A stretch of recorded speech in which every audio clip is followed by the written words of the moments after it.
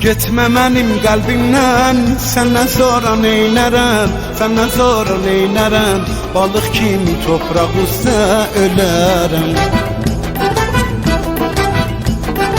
Mənim dinim, imanım, ey ikinci Allahım, ey ikinci Allahım, qəribəm yoxdur mənim pənahım. Gözəl ceyranımsan, evin eyvanımsan, nəfəsim vardı damarda qanımsan. Gözəl ceyranımsan, evin eyvanımsan, nəfəsim vardı damarda qanımsan.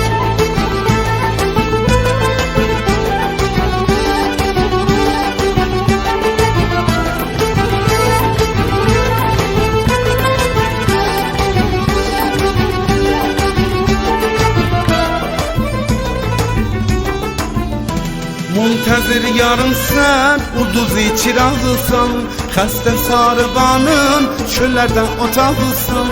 Qoyma eşqimiz batsın, aşıq gözlərin yazsın, qəlbim sənə çatsın. Gözəl ceyranımsan, evin eyvanımsan, nəfəsim vardı damarda qanımsan. Gözəl ceyranımsan, evin eyvanımsan, nəfəsim vardı damarda qanımsan.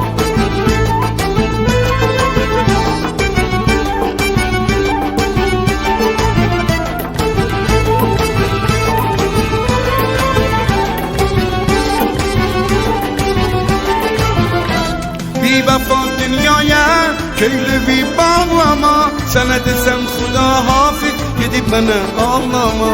Bir vəfa dünyaya, köylü bir bağlama, sənə desəm xuda hafiz, gedib mənə ağlama. Gözəl ceyranımsan, evin eyvanımsan, nəfəsim vardı damarda qanımsan. Gözəl ceyranımsan, evin eyvanımsan, nəfəsim vardı damarda qanımsan.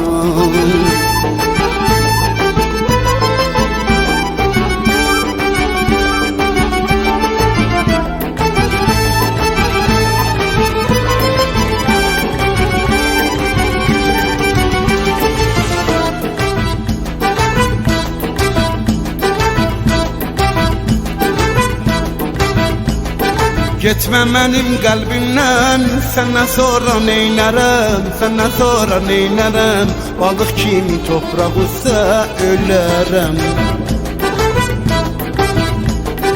Mənim dinim, imanım, ey ikinci Allahım, ey ikinci Allahım, qəribəm yoxdur mənim pənahım. Gözəl ceyranımsan, evin eyvanımsan, nəfəsim vardı damarda qanımsan.